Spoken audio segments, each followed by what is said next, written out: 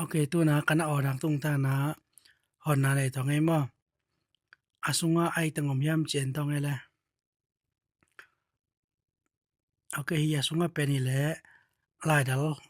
homina tu pen lai dal tunga pen ai teng kia yam chi en tong ai la alai dal tunga kia hi le pen hi tanga pen a company min mo APMEX chi a company min hi na tu chang he alang ka lama pen le ai amai serial number mo hi li thum khat achi pen amai serial number hi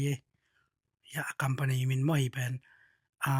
Google honga jong pen jong leo chen hi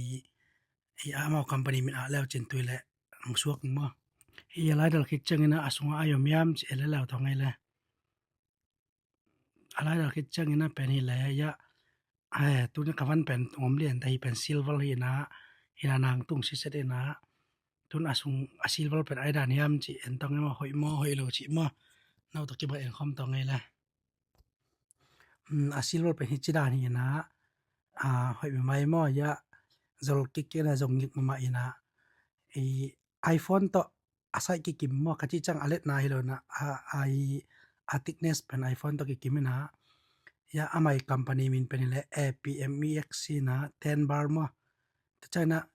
Google honga jong pen anom 10 pen www.apmex.com chi lao chin mo tu le ama website pai lao chin pen na de ja sau le se ja to ta hi da na de tem le se tu chana akwen tanga jong de tem le se mo hi pen saving da na ka ngai chi na tu jo kum som changa ka jok inga ka le mo hi pen china na ko ingina ama company jong pe jok nom le ama khen ki jok le se tu ja jok na pole jong pen ya hi sai khat pa po mo hi nai jok na sai chong nai sai tu ma pen pai pi le pa mau ong le se jo mo china hi pen original hi na na silver te pen le chang ina pen Amazon hong tu Facebook hong chang